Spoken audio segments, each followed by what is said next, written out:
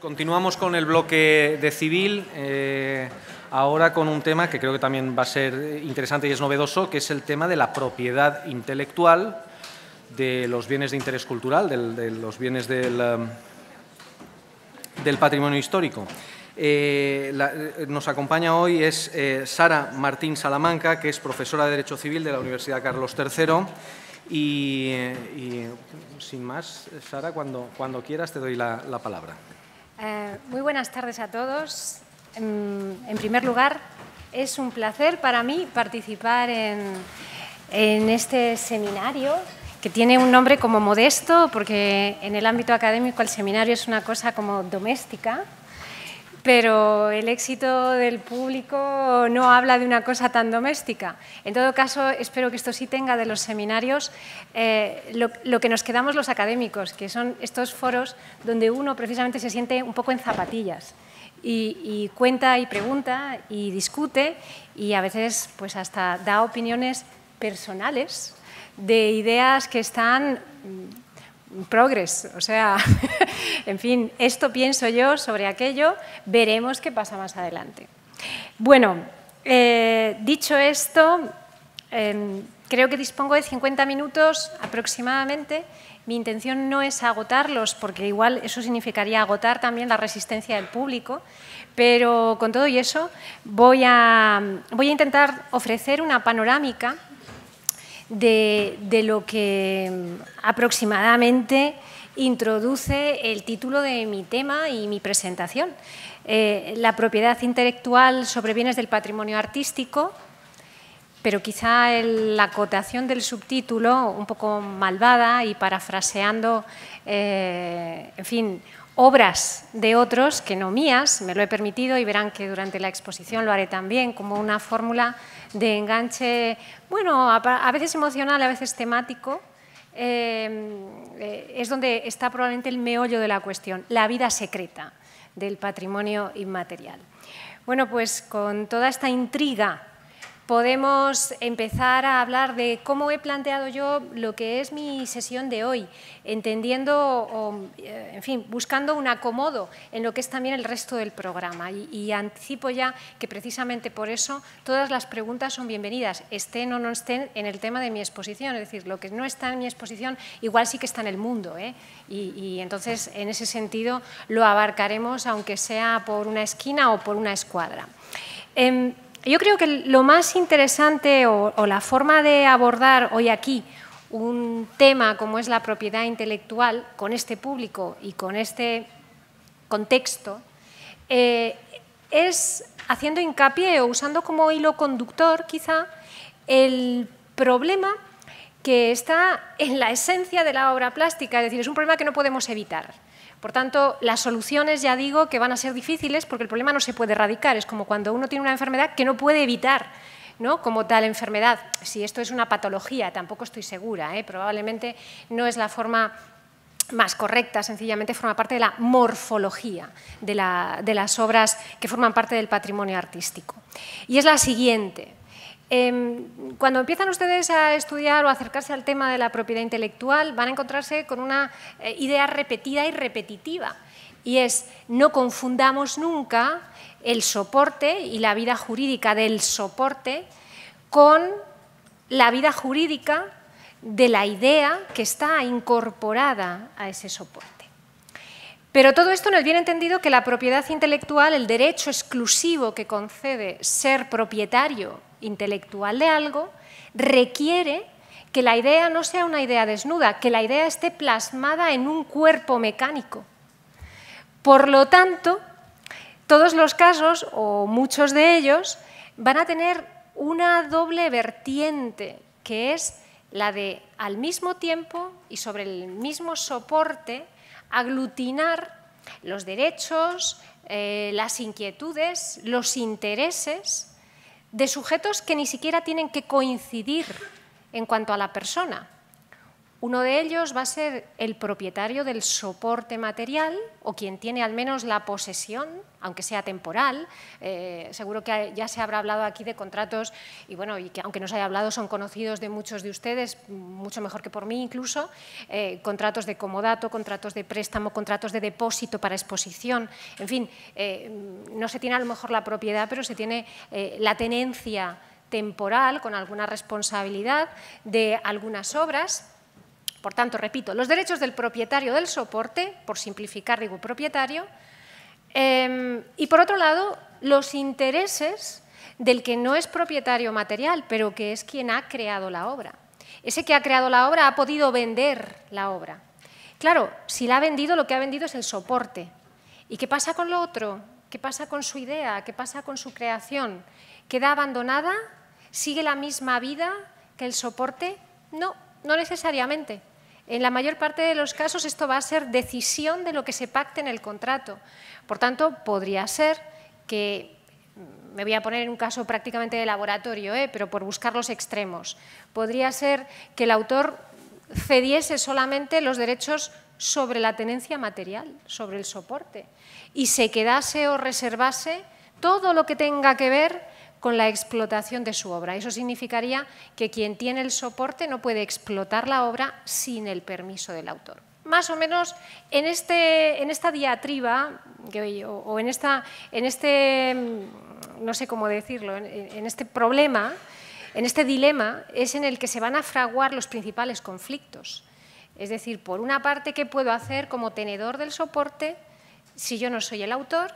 Y, por otro lado, ¿qué puede exigirme el autor que yo haga con su obra cuando yo tengo el soporte, pero no soy su creador?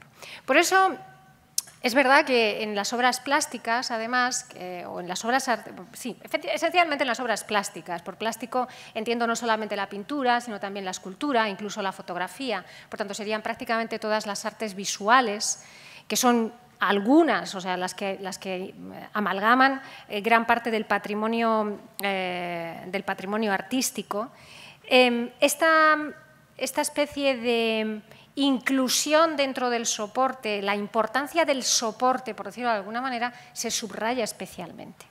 Porque la verdad es que no podemos imaginarnos cómo es una pintura fuera de esa pintura. Quizá en una obra audiovisual sí, porque alguien nos puede contar de qué va la película, más o menos.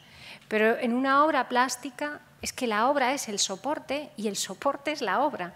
Y ahí es muy difícil, idealmente, conseguir la separación. Es decir, mentalmente ponerse en la tesitura de comenzar a pensar que hay dos cosas por separado habitando en la misma casa, ¿no? O que pueden ir por separado. Esta es la típica distinción que mis profesores eruditos de Derecho Civil y de Derechos de Propiedad Intelectual han denominado la división entre el corpus mechanicum y el corpus mysticum. El mysticum es la idea, el mechanicum, en cambio, es el que se refiere al soporte material. Así que, en efecto, como decía, y esta sería la fórmula resumen, la frase que condensa esto es mi obra, tu cuadro.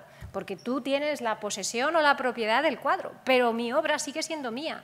La idea de lo que había ahí sigue siendo mía. Y esta dicotomía, como digo, jurídicamente tiene prolongaciones y da vidas jurídicas diferentes. Pero, como he dicho, la relación que va a existir, y como decía también y anticipaba, ahora lo digo con un poco más de tecnicismo, que alimenta el problema, está en la base misma y en la esencia de estas obras. Porque, en efecto, se dice que son cosas diferentes y, en ese sentido, autónomas. Es decir, que el ser propietario del soporte, y esto es muy importante, no me hace necesariamente titular de ningún derecho de propiedad intelectual de los que nacen en la cabeza del propio autor. Si me los ha cedido junto con el soporte, y esto tendrá que estar documentado, estupendo. Pero si no me los ha cedido, vamos a tener un problema. En general, hablo de cualquier cosa que pueda ser susceptible de protección a través de derechos de propiedad intelectual. Y en ese sentido se hace mucho hincapié en que son cosas diferentes. La vida del soporte se regirá por las reglas de derecho civil de la propiedad, de los bienes materiales, de los bienes muebles, de los bienes inmuebles, Imagínense un graffiti sobre una casa, sobre un muro. Bien, el muro será de la persona que dice el derecho civil que es esa casa o ese muro. Pero ¿y qué pasa con la obra que está dentro? ¿Y qué puede exigir el autor de esa obra visto que ha pintado sobre la casa de otro? Bien, solo partimos de esto, autonomía de titularidades. Pero junto a esto, y parece que en un sentido contrario, no podemos evitar reflexionar sobre que esta autonomía no nos va a llevar a un escenario fácil de vidas paralelas, nos va a llevar a un escenario de vidas implicadas unas con otras, interactuando, retorcidas, como ese árbol de la primera diapositiva, ¿no? ¿Por qué? Por varios motivos, o digamos que esto se evidencia en distintos momentos especialmente. Por una parte, por lo que se refiere a qué puede a las cosas, voy a llamarlas cosas, las facultades que el derecho va a reconocer a favor de los creadores, interfiriendo con las reglas de dominio normales que son de las que disfruta, se beneficia, las que sigue, en definitiva, el soporte. Es decir, que todo lo que tenga que ver con el soporte, como he dicho antes, pues se regirá por las reglas del Código Civil para saber quién es su propietario, quién puede hacer qué con el soporte, etcétera, etcétera. Pero la magia de la propiedad intelectual es que veremos que va a permitir en determinados casos que el autor, no siendo propietario del soporte, no teniendo que ver con el soporte, habiéndose deshecho del soporte y habiéndoselo regalado a otra persona, aún a pesar de eso, en la distancia material, va a tener como una especie de hilos invisibles, que son los que le permite la propiedad intelectual, para volver a traer hacia sí la obra, para solicitar que se la devuelvan durante un rato, no mucho, pero un ratito, que le dejen acceder a la obra, que si con la obra se hacen determinadas cosas, él reciba una cantidad, un remanente, en fin, lo que quiera que sea. Por tanto, de alguna manera se convierte en alguien que se mete, ¿no? Se cuela en la vida de quien desempeña sus tareas o sus derechos como propietario normal, como dominus, como señor del soporte. Así que el señor del soporte no va a estar nunca tranquilo del todo, porque dado que su soporte incorpora bicho, en este caso obra protegida, pues veremos que el derecho le va a estar diciendo permanentemente, oye, si te pide tal, atento, porque es que el otro es propietario de lo místico, tú lo eres de lo mecánico, pero el otro lo es de lo místico. En segundo lugar, se advierte en que el autor va a tener algún tipo de ascendencia, va a poder reclamar cosas respecto a operaciones jurídicas, negociales, que tengan por objeto el soporte. Veremos que cuando el soporte se venda, sin transmitir derechos de propiedad intelectual, solamente se venda, por el hecho de venderse, veremos que el autor va a poder reclamar una parte en el precio de la venta. Por tanto, de nuevo en la distancia, el hilo invisible sigue conectando al autor con la obra. Y en último lugar, y para que se vea que no todos son pros a favor de ese efecto llamada del autor sobre su obra, como si fuera el padre sobre su hijo, está el hecho de que no es indiferente para la obra y para el tratamiento de lo místico, no es indiferente, por ejemplo, el lugar donde esté el soporte. Y esto veremos que nos lleva a situaciones en las que si la obra está situada en un sitio público, lo que va a decir la ley de propiedad intelectual es que en ese caso el autor deja de tener una exclusiva que pueda ejercer impidiendo, salvo que él lo consienta, que otros reproduzcan una obra, hagan copias y luego las distribuyan o cojan esas copias y las suban a Internet comunicándolas al resto del mundo. Lo que dice la ley es que por la razón sencillamente de que el soporte esté en sitio público, en lugar público, esa obra va a perder, o ese autor va a perder parte de su ascendente. Por lo tanto, repito, nada es indiferente, ni al soporte le es indiferente lo místico, ni a lo místico le es indiferente en realidad la vida del soporte. Revisión del contexto jurídico. Me ha parecido importante únicamente, o como, en fin, me ha parecido necesario, no sé si importante, pero me ha parecido necesario para poder manejarnos quizá con algunos temas que no sé hasta qué punto están más o menos en la mente de los que me están escuchando. Intentaré no extenderme más allá de lo razonable. Haciendo una especie de resumen abreviado, apretado, ejecutivo, como se dice en los despachos. Vamos a ver, hecho generador, si yo soy autor, ¿cuándo me considero autor y qué me concede la ley? Es de lo que vamos a hablar ahora. Por tanto, ¿cuál es el contexto jurídico de la propiedad intelectual? El hecho generador, ¿qué necesito para convertirme en propietario intelectual de algo según la ley de propiedad intelectual vigente? El artículo 1, ¿para qué vamos a esperar más? En el primero lo decimos y ha quedado claro, les deja absolutamente cristalino que lo único que se necesita es crear. Es decir, para ser autor protegido no necesitan ustedes ir a ningún registro, aunque el registro de la propiedad intelectual existe y yo les recomiendo que lo visiten si ustedes han creado algo. Pero en realidad se lo recomiendo porque lo que preconstituirán es una prueba. O sea que si las cosas se ponen feas en algún momento, ustedes tendrán un certificado, y eso no está mal, un certificado en el que dirá que esa obra ya existía y aparentemente era una obra que pertenecía a este señor o a esta señora, a mí misma, a Sara Martín, que fue quien lo llevó allí y quien acreditó o al menos probó sin más impacto en ese momento, pues que había escrito una novela, había pintado un cuadro o había hecho esta escultura. Pero repito, para ser autor protegido, sin este plus de prueba preconstituida, lo único que se necesita es crear algo. Ya está, suficiente. Luego veremos qué requisitos tiene que tener ese algo, que completa la primera parte, que es la que acabo de enunciar. Sujeto. ¿Quién se puede considerar autor? Bueno, la ley, aunque luego volveremos un poquito sobre todo esto, no dice mucho. Dice que se considera autor, lo dice en el artículo 5, a la persona natural que crea alguna obra.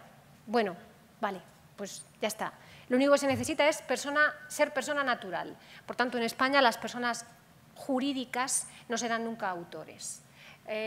Bueno, podrán tener a lo mejor algún margen de exclusiva sobre algunas cosas, las personas jurídicas que crean programas de ordenador o las personas jurídicas que producen un fonograma o la productora audiovisual.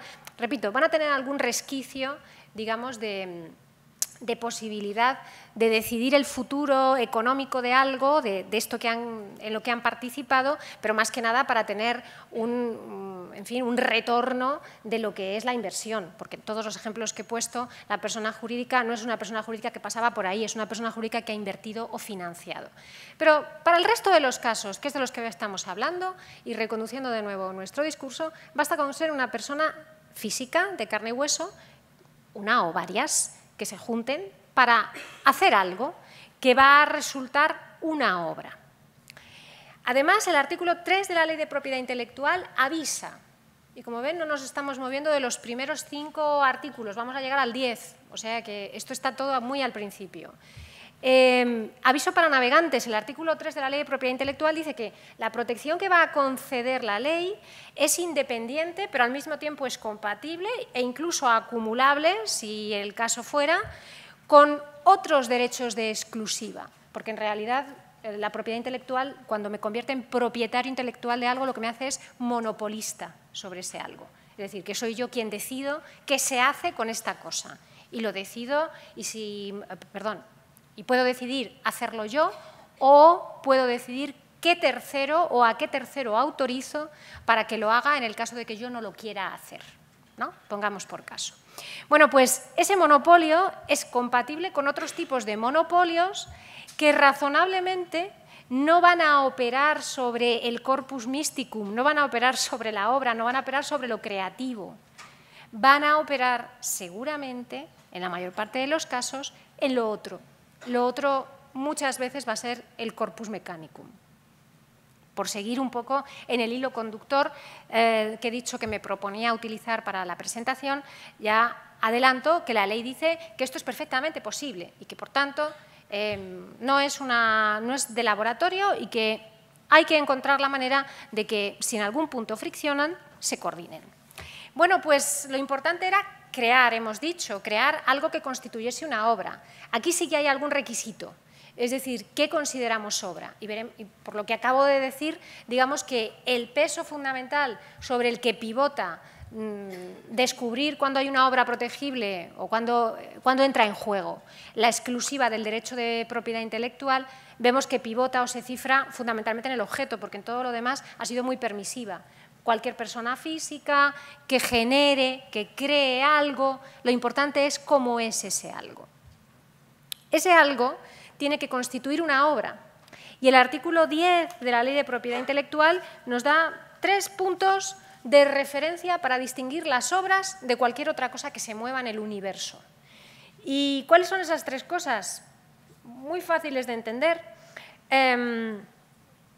Una creación original de cualquier tipo, porque dice literaria, artística o científica, expresada por cualquier medio o soporte, sea tangible o sea intangible, actualmente conocido o que se invente en el futuro. Por tanto, se tratará de crear algo o de realizar algo que es original. Puede pertenecer a cualquier género artístico, la ley no pone cortapisas, y que además esté en un soporte, esté materializado, esté exteriorizado en el mundo, en un soporte. Ya sabemos que precisamente de ahí va a venir la madre de todas las batallas. O sea, usted me pide que tenga un soporte, pero luego va a resultar que esto puede seguir 2 cauces completamente distintos, ¿no? Hasta tal punto de que yo me puedo alejar de la vida jurídica del soporte material, pero sigo siendo autor y sigo siendo el monopolista sobre el corpus mysticum. Bueno, lo fastidiado de la definición del contenido del artículo 10 es lo de la originalidad, porque de nuevo vemos que hay como mucho margen para todo lo demás. Puede ser una obra escrita, puede ser una obra visual, puede ser una obra plástica. Todo esto puede ser una obra. Lo que es importante en realidad es que sea original. ¿Y qué es original? No es este el sitio ni el lugar, y le resumo lo que ha sido un poco el resultado, pero este es uno de los campos abiertos, work in progress, o sea, todavía esto está por ver cómo acaba el asunto. No hemos amarrado todavía bien ni en España ni en Europa, por lo tanto nos trasciende el asunto, ¿qué es originalidad? La mayor parte de los tribunales, o mejor, de las sentencias del Tribunal Supremo en España que se han pronunciado sobre esto, han llegado a un aproximado consenso, que sería el de decir que la originalidad que tiene que evidenciar aquello que consideremos obra ha de ser una originalidad objetiva. Objetivo no significa radicalmente nuevo.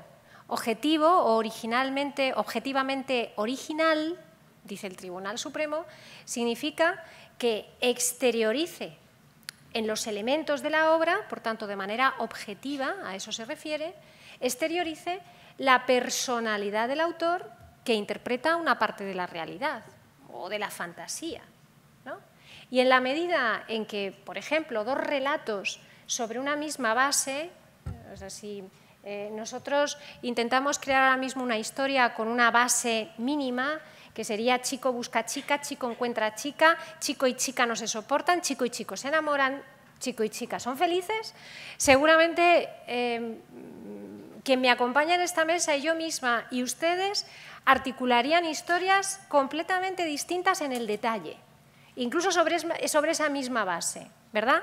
Todo eso podría ser obra protegible, porque serían interpretaciones personales que se vuelcan, que se expresan, que salen al mundo, que se exteriorizan en algo que es un soporte material, tangible o intangible. Si lo ponemos por escrito será tangible, si lo dejamos en nuestras palabras será intangible, pero será material. Por tanto, ya tendremos una obra protegible. Y hasta aquí ha llegado, hasta ahora, el Tribunal Supremo con el asunto de la originalidad. ¿Y qué aporta o qué me confiere? Es decir, ¿cómo cambia mi estatus cuando me convierto en autor y, por tanto, sujeto protegido por la Ley de Propiedad Intelectual y, por tanto, propietario intelectual? Bueno, pues mi vida cambia en el sentido de que la ley, el ordenamiento, me hace monopolista.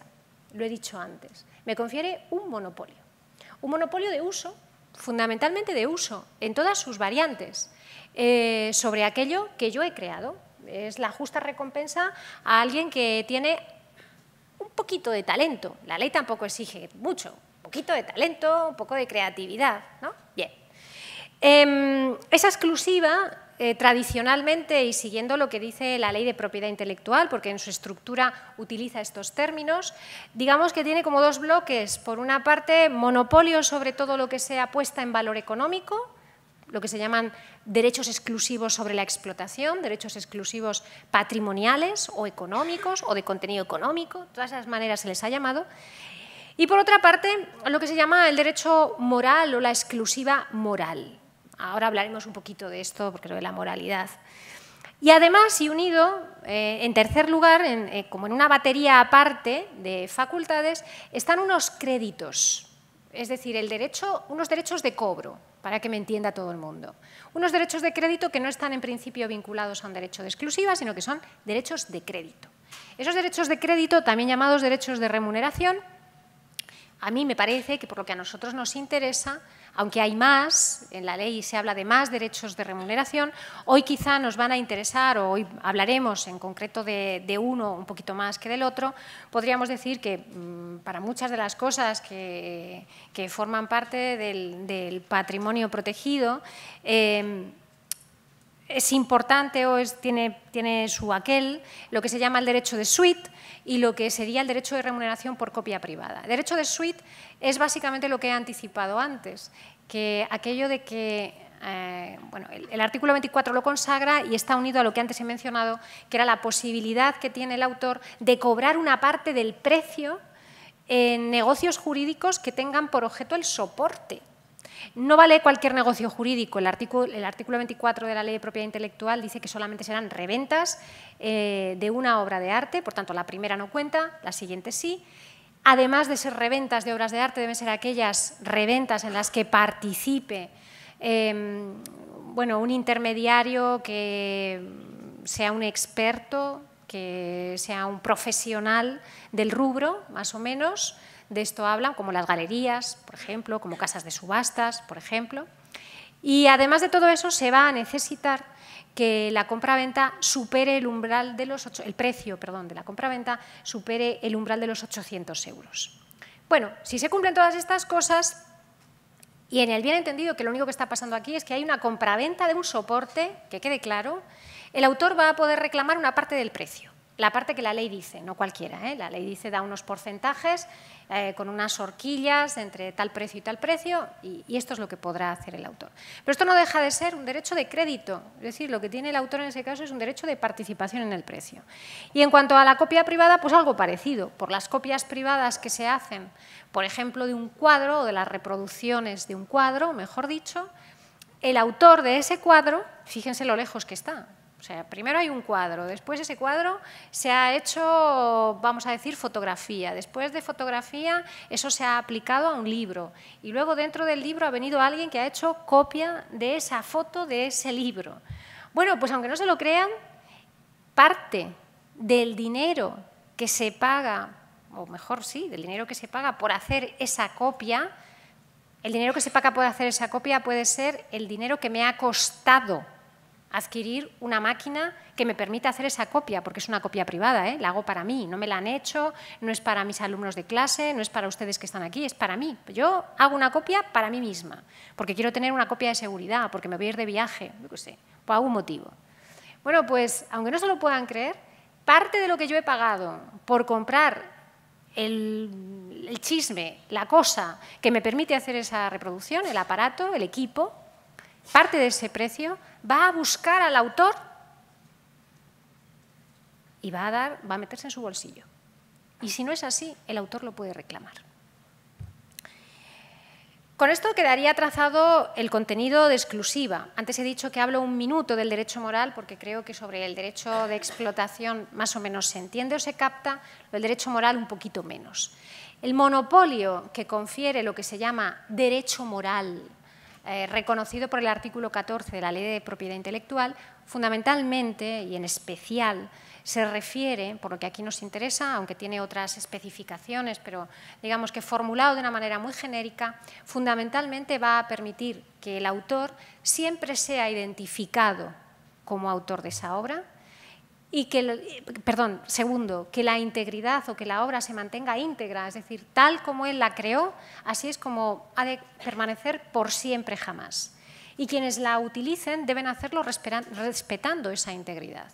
O sea que si alguien quiere sacar mañana una edición de mi novela, o yo permito que alguien edite mi novela, y hasta ahí monopolio de explotación económica, yo se lo he permitido, por tanto, bien. He abierto la puerta a quien yo he querido. Hasta ahí todo fetén. Si la editorial decide que va a sacar al público, va a sacar a la calle mi novela con un capítulo menos, ahí es donde ya tenemos un problema. Incluso aunque hayamos firmado en el contrato algo así, yo no me he dado cuenta, pero he dicho que sí, hay un derecho moral en juego, el derecho moral a la integridad. Y eso es intocable. Intocable significa, sobre todo, con mucha relevancia para los terceros, para los que explotan la obra, para los que tienen en su poder el corpus mechanicum, para los que hacen copias, aunque sea con mi permiso, y luego las distribuyen, etc., etc., etc. Por tanto, el derecho moral, en la versión esta de la integridad, va a ser un freno permanente, una línea roja que nunca va a poder pisar nadie que esté explotando o utilizando la obra. O sea, aquí es donde seguramente se relacionan o interrelacionan las facultades morales o el monopolio patrimonial con el monopolio moral. La última facultad que me importa destacar sobre el monopolio moral es la que permite, las dos últimas que quiero destacar, son las que tienen que ver con el hecho de que el autor podría libremente retirar una obra del comercio por cambio de convicciones. O sea, sacó una obra, la creó, pero pasado el tiempo ha cambiado de convicciones, las que sean, religiosas, políticas, éticas, filosóficas, vitales. Y aquello que publicó, que sacó a la luz, pues ahora ya no lo cree, ya no está de acuerdo con aquello. Puede retirarlo del mercado, obligar a que quien lo esté difundiendo, incluso legalmente, lícitamente, contractualmente autorizado, lo recoja y lo destruya. Previa indemnización de los posibles daños, claro, porque imagínense que ese alguien es un editor, ha puesto el dinero, ha puesto la pasta, bueno, pues hay que indemnizarlo. Y última facultad moral, no menos importante, derecho de acceso al ejemplar único o raro, especialmente importante en los casos de pintura o escultura, por ejemplo. En estos casos lo que va a suceder es que el autor puede acceder al ejemplar cuando el ejemplar es único, o habiendo habido varios, eran reducidos, o habiendo existido varios en algún momento, han quedado diezmados, alguno ha desaparecido, de tal manera que siguen siendo muy pocos, o quizá menos que pocos. O sea, sin que naciera siendo único, al final sí se ha quedado un único ejemplar en el mundo, o alguna cosa así. Por tanto, cuando el ejemplar es único o raro, y el soporte se ha alejado del dominio del autor, ese derecho moral, esa facultad, permite al autor exigir que le dejen acceder al ejemplar para ejercitar algún derecho. Generalmente va a ser un derecho patrimonial, generalmente porque quiere explotar la obra y el soporte no lo tiene. Y la ley se lo permite. Imagínense que yo he pintado algo, un cuadro, y el cuadro me lo compró un coleccionista japonés que lo tiene en su casa. Y entonces, pues ya esto, yo, si mañana que me han propuesto hacer un libro recopilando todas mis pinturas, pues yo no puedo, porque es que se lo vendí al coleccionista japonés. Ah, no, espera, que tengo un derecho moral que me permite el acceso. Entonces, es verdad que puedo acceder, puedo pedirle o puedo exigirle a quien compró el soporte, oye, mira, déjame que quiero hacer unas fotos, me lo dejas 2 días, o voy yo a tu casa, hago allí las fotos y ya está. Indemnizando si es el caso. Es decir, imaginemos, o pagando los costes, imaginemos que dice, oye, vale, no me importa que te lo lleves 3 días, me dice el japonés, pero tú pagas los gastos de traslado. Faltaría más. Y la ley está de acuerdo, los pago yo. Y además la ley dice, y buscando que sea la forma menos gravosa para quien adquirió el cuadro. Por tanto, si hay 3 posibilidades, escogeremos o tendremos que escoger la menos gravosa. Bueno, pues ya así que ahora vamos a ver algunas cosas, con el tiempo que nos queda y hasta donde nos llegue, sobre algunos de los aspectos en los que esta dicotomía, unida a lo que hemos visto que confiere el derecho exclusivo de ser propietario intelectual, provocan algún género de disrupción, por lo menos. Bueno, la primera cosa sería, o va a tener que ver con la revisión del hecho generador. Hemos dicho que antes que lo único que hay que hacer para ser autor protegido es crear algo original. Y hemos dicho que el quid de la cuestión está en lo de la originalidad. Y esto, sobre todo para los que están familiarizados con el mercado del arte, pues tiene muchas aristas, porque qué es original y qué no lo es. Y hay muchas anécdotas sobre gente que ha dicho esto no puede ser una obra de arte, lo tiro a la basura. Y resultaba que era una obra de arte. Lo era al menos para la gente que compraba y vendía. ¿Lo sería también para la ley de propiedad intelectual? Y bueno, aquí algunos ejemplos, Lucho Fontana, por ejemplo, tiene toda una serie de obras que se llaman concepto espacial, en la traducción, concetto spaziale, en los que él ha proyectado una forma propia, y creo que nadie diría que no son obras desde el punto de vista de propiedad intelectual, pero como ven ustedes, el esfuerzo, digamos, no es que sea un trabajo muy elaborado, quizá en la sencillez es donde radica la originalidad, es decir, la idea de hacer obras de este tipo, rajando, cortando, haciendo una incisión. Él habla de que el proceso creativo es larguísimo, él se encierra semanas, yo lo he leído así, dicho por él, con el lienzo y no se atreve a tocarlo hasta que llega el momento justo. Aparece la musa y entonces sí, le visita y entonces decide cómo ha de apuntalarlo. Y fíjense que se le considera además una obra especialmente creativa en el sentido de que es responsable de un estilo propio que aúna escultura y pintura, o sea que incluso tiene, en fin, su aquel. La altura creativa, por lo tanto, no es un requisito para la protección del derecho de propiedad intelectual. No se necesita haberse pasado 20 horas creando, no se necesita ser reconocido por todos, no se necesita que a la gente le guste. El caso de Lucho Fontana es que a algunos le gusta, a algunos de los que estén aquí pues a lo mejor no, pero eso no tiene nada que ver. Otro elemento curioso, en este caso vinculado a la pluralidad de soportes, el universo de las réplicas. Igual ustedes conocen esta obra. La obra es conocida, atribuida a Roger van der Weyden, seguro lo estoy pronunciando mal, si hay alguna persona de ascendencia flamenca en esta sala, que me perdone. Este pintor flamenco, como parte de un tríptico que se expuso y que estuvo casi 100 años en una iglesia en Flandes, pues pinta este motivo que es el descendimiento de Cristo de la cruz. Bien. Fíjense en esta otra, se parece bastante, ¿verdad? Bueno, pues no es casualidad. Lo que sucede es que esta obra y su soporte, en este caso fueron juntas, tuvieron una vida muy azarosa.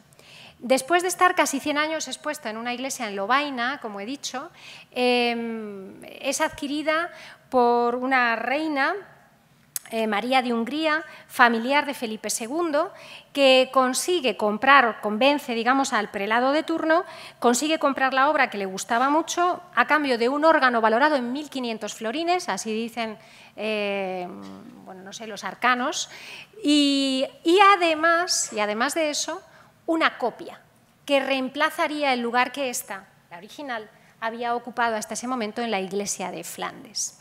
Esa copia la realiza un autor, para mí mucho menos conocido, que se llama Cossi, o algo así, o Coxti. Este autor, que parece ser el autor de la segunda, de la que tienen ustedes, en la que se ve la mujer, creo que representa a María, la Madre de Cristo, en vestido azul.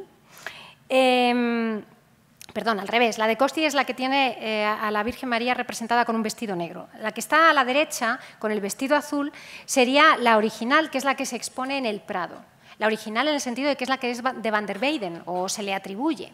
La otra, en cambio, forma parte de las réplicas que después han circulado, y parece que no hubo solo una, yo he puesto una que es la que he localizado, pero se habla de que hay entre 4 y 5 copias, realizadas lícitamente, porque esas copias se solicitan a un autor con nombre y apellidos, que además intenta hacer una réplica, por tanto quería que fuera lo mismo, porque iba a ocupar el sitio que esta pintura había dejado vacío. Primero en la iglesia de Flandes, después en el Palacio de María y después, cuando llega a España de mano de Felipe II, tenía un éxito tremendo este tema, parece ser, en aquella época, todos lo querían. Felipe II quiere hacerse una copia de seguridad. Como no había fotocopiadoras, pues pide de nuevo a este Coxty, alguien le dice, oye, este lo copia fenomenal, hizo una copia fantástica que está en la iglesia, pues le pide que le haga otra réplica que está en el palacio, que estuvo en el Palacio del Pardo. Bien, cada una de estas es obra protegible por separado. Las de Coxty son plagios de la primera. Esto sí que nos pone en una diatriba curiosa, porque lo del plagio es una reproducción servil, más servil que esto, no sé si hay, es decir, que se parezca lo más posible. La única cuestión que me quedaría por ver es si Van der Weyden, que estaba vivo, estaba de acuerdo. Y a lo mejor, digamos que por ahí salvaríamos lo que la ley de propiedad intelectual nos animaría a decir. Y luego todavía la cosa tiene un giro de tuerca, la autorréplica. Conocen este cuadro, ¿no? El beso, bueno, pues el beso, que es conocidísimo, una obra conocidísima de Hayes, está ahora mismo, o este ejemplar del beso, se exhibe en la Pinacoteca de Brera. Bueno, aparte de la simbología, que no me voy a explayar en ella, en fin, luego si quieren en el debate hablamos, pero digamos que aparte de lo que se ve, que son una pareja de enamorados, parece que esto tiene una simbología política, tiene que ver con el momento en el que se pinta, la Segunda Guerra de Independencia de Italia, en concreto de la parte norte de Italia, y en aquel momento eran aliados de los italianos los franceses, mientras que el enemigo a batir eran los Habsburgo. Bien, entonces los colores con los que juega el autor son los que han dado la pista para hilar un poco esta especie de sentido profundo de la pintura. Y me detengo en esto porque verán que esto, que es el sentido profundo de la pintura, precisamente es lo que Hayek va a convertir en cosas muy diferentes en las otras obras que no son otra cosa que autorréplicas, es decir, están creadas por él mismo. Cambió los colores, parece ser que por algún motivo político, y como ven en la última de las figuras aparece un pañuelo blanco sobre unas escaleras que no aparecía en la primera versión. ¿Son todas obras protegibles? En este caso yo diría que sí, no hay mucho que decir. Todas diferentes y todas creadas por él, pero pivotando sobre un mismo tema. La obra por encargo, los retratos son un ejemplo. En la obra por encargo, el pintor, o lo que se crea, es una obra protegible por derechos de propiedad intelectual. Sin embargo, el soporte, es verdad que ha quedado amarrado por un contrato diciendo que el soporte se lo va a quedar aquel que lo encargó. Pero a menos que en el contrato no se ponga algo más, lo único que ha adquirido el comitente es el soporte, en principio. Soporte efímero, ¿es un problema esto? No demasiado. No estaba dentro de los requisitos para considerar obra. Si conocen ustedes la obra de Cristo y de su mujer, Jean-Claude, sabrán que, entre otras cosas, han hecho en fin, son especialistas en esta especie de performances que consisten en, bueno, embalar el Reichstag, como tienen ustedes en una de las fotos, o crear una pasarela en el lago Iseo, al norte de Italia, que no existía, colorida y con embalajes. Después se destruyen, o sea, se dejan o bien que se vayan por el tiempo o se rompen. Son obras protegibles. Sin embargo, para poder crearlas se ha tenido que pedir permiso a la administración pública de turno, porque el Reichstag, como comprenderán ustedes, no se puede embalar de un día para otro, o poner una pasarela sobre un lago con demanio público de por medio, etcétera, etcétera, cosas así. El soporte, en este caso, estaba vinculado o está amarrado por otras normas, no solo por las de propiedad intelectual. En muro ajeno, el caso de los grafitis. Bueno, esto nos lleva a otro tipo de conjeturas o de disquisiciones fundamentalmente sobre quién se queda con la propiedad material, con la propiedad sobre el soporte. Visto que se utiliza como lienzo el muro ajeno, la pregunta es, ¿quién se puede considerar propietario del soporte? Porque aquí no suele haber contrato de por medio. Es decir, yo pinto en una casa ajena y esto está precioso, me gusta mucho. Al propietario de la casa puede que no le guste absolutamente nada. Esto se regiría seguramente por las normas del Código Civil referidas a la accesión, es decir, cuando alguien planta en el fundo ajeno, sin pedir permiso al propietario del fundo, ni más ni menos. Pero por lo que se refiere al corpus mysticum, mucho cuidado, porque al menos los derechos morales siguen en la cabeza del autor. Así que cuidado con la integridad, cuidado con la modificación. El pájaro de Brancusi, ¿esto es un pájaro, es un avión? ¿Qué era? Las autoridades aduaneras de Estados Unidos en los años 20 quisieron considerar que era pues un artefacto, pero no una obra de arte, porque de este modo podían aplicar a la persona que viajaba con ello, un adquirente lícito, unos aranceles aduaneros más altos. Así que, aunque no lo crean, y por aquí entró o se abrió una discusión sobre cómo distinguir algo para considerarlo obra. Volvemos a lo de la originalidad, etcétera, etcétera. Esto es muy feo, esto es muy escueto para poder apreciar originalidad, esto más bien parece una cosa utilitaria y no parece una obra de arte. Finalmente se consideró que era una obra de arte, también en Estados Unidos, y seguramente muchos de aquí lo consideran un icono en su género. Algo parecido sucede con el utilitarismo o con el conceptualismo. No olviden que el artículo 3 nos decía que puede haber otros derechos de exclusiva, es decir, la propiedad intelectual protegerá al autor por lo que tiene de creativo, pero eso no evita, o mejor, eso no está reñido con el hecho de que, aunque lo interesante del conceptualista sea colocar un urinario, como es el caso de la fuente de Duchamp, a modo de fuente, lo que hay de original es la ubicación y el destino. Esto es suficiente para considerarlo obra.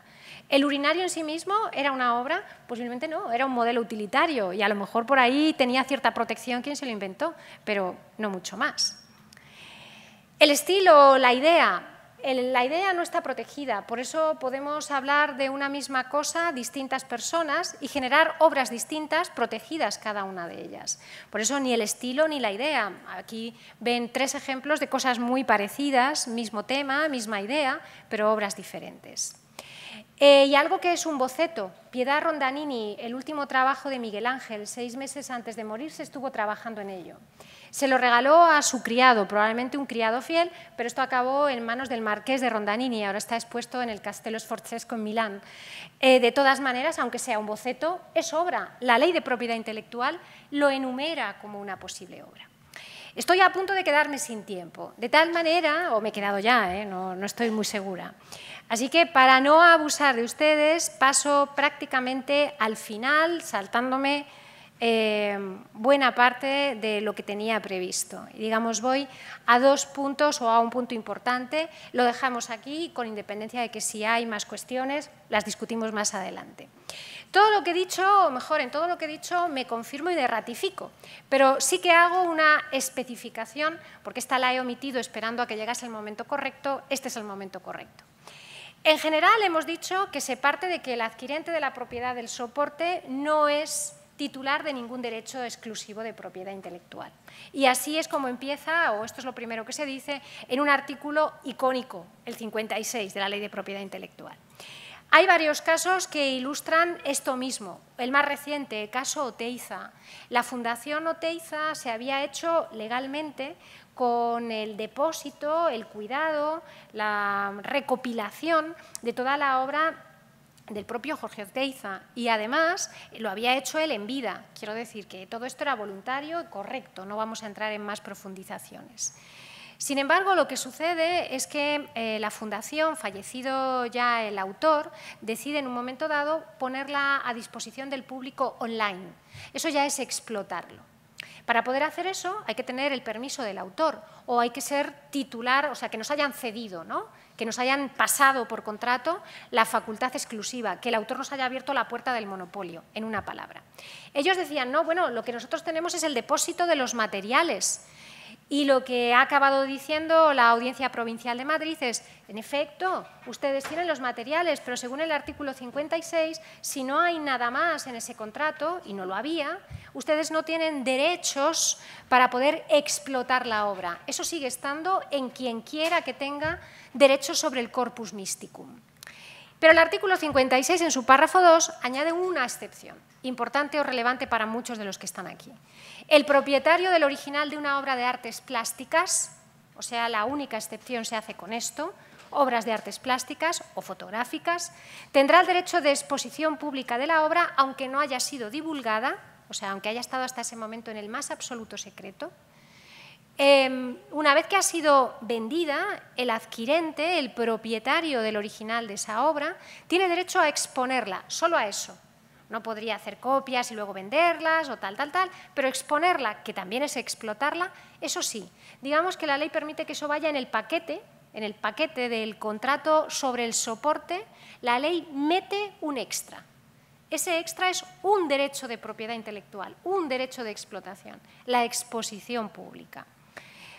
Salvo que el autor hubiera excluido expresamente ese derecho en el acto de enajenación, es decir, justo en el caso de que en el contrato diga algo, nos atendremos a lo que diga el contrato. Pero lo importante de este 56.2 es que si el contrato no dice nada, para el caso de las obras plásticas, sí que se transmite, junto con el soporte, una de las facultades de explotación, solo una. Esta modalidad, en esta forma concreta, exponerla públicamente.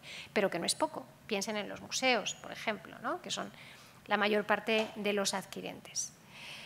Y con esto, sinceramente, yo me doy por satisfecha y, aunque tenía más cosas, les dejo que la vean, les doy las gracias y les pido perdón por los 10 minutos extra.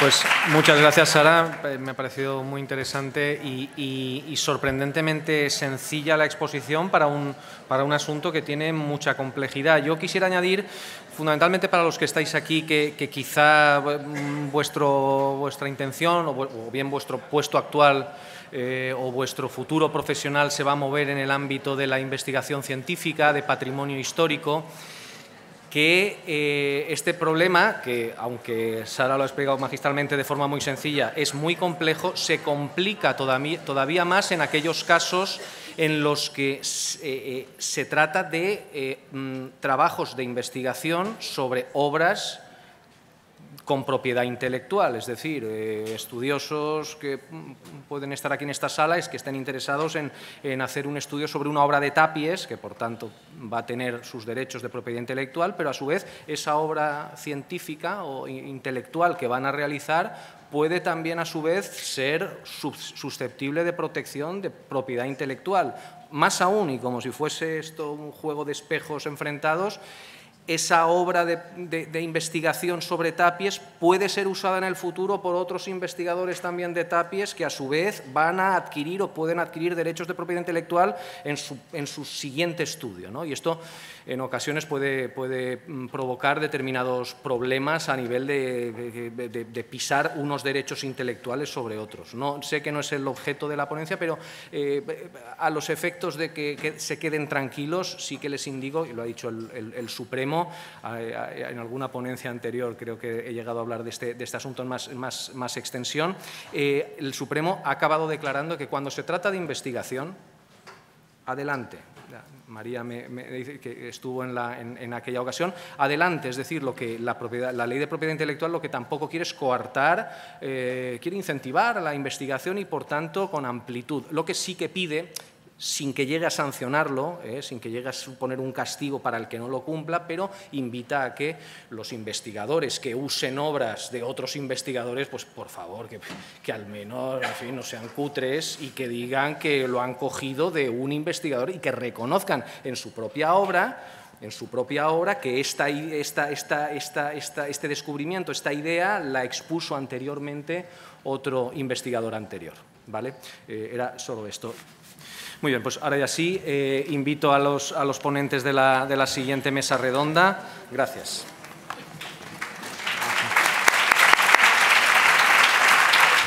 Bueno.